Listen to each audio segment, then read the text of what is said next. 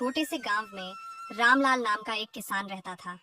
रामलाल मेहनती, ईमानदार और नेक दिल इंसान था, परंतु उसकी जिंदगी संघर्षों से भरी हुई थी। खेतों में कड़ी मेहनत करने के बाद भी उसकी फसलें अक्सर सूखे या ओलों के कारण खराब हो जाती थीं।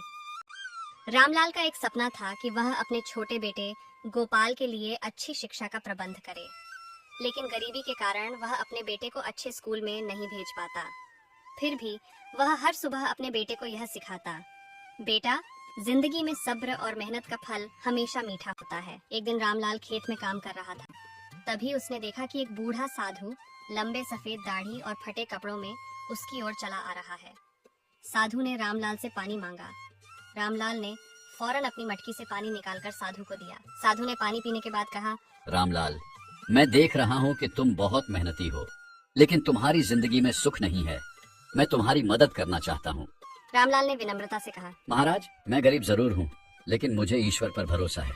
आप बताइए, मैं आपकी क्या सेवा कर सकता हूँ? साधु ने मुस्कुराते हुए अपनी झोली से एक छोटा सा बीज निकाला और कहा, यह कोई साधारण बीज नहीं है। इसे अपने खेत में बो दो, लेकिन ध्यान रहे, इसे उगने में समय लगेगा। तुम्हें सब्र रखना होगा। जब यह पेड़ बनकर फल देगा तो तुम्हारी सारी समस्याएं हल हो जाएंगी। रामलाल ने साधु के चरण स्पर्श किए और बीज को संभालकर अपने खेत में बो दिया। रामलाल ने उस बीज का ध्यान रखना शुरू किया। हर दिन वह उसे पानी देता और देखभाल करता। हफ्ते, महीने और फिर साल गुजर गए, लेकिन वह बीज अंकुरित नहीं हुआ। गांव के लोग उसका मजाक उड़ाने लगे। वे कहते, रामलाल, तुम एक बंजर बीज के पीछे अपना समय और मेहनत बर्बाद कर रहे हो। लेकिन रामलाल का विश्वास डगमगाया नहीं। उसने हमेशा अपने बेटे को सिखाया था कि सब्र का फल मीठा होता है, और अब वह खुद उस सिद्धांत पर अडिग था। कुछ समय बाद एक सुबह रामलाल ने देखा कि जहां उसने बीज बोया था, वहां एक छोटा सा पौधा उग आया था। उसकी खुशी का ठिकाना नहीं रहा। धीरे धीरे वह पौधा बड़ा होने लगा और एक विशाल पेड़ में बदल गया। जब पेड़ पर फल आने लगे तो वह फल देखने में साधारण नहीं थे। वे बड़े, चमकीले और सोने जैसे चमकदार थे। रामलाल ने एक फल को तोड़ा और उसे बाजार में बेचने गया। जैसे ही बाजार में लोगों ने उस फल को देखा, उन्होंने बड़ी कीमत पर उसे खरीद लिया। रामलाल को इतने पैसे मिले कि वह अपने बेटे गोपाल को बड़े शहर के सबसे अच्छे स्कूल में भेज सका। कुछ ही समय में रामलाल की किस्मत बदल गई। उसने अपने खेतों में नई तकनीक से खेती करना शुरू किया। गांव के लोग जो कभी उसका मजाक उड़ाते थे, अब उसकी प्रशंसा करने लगे।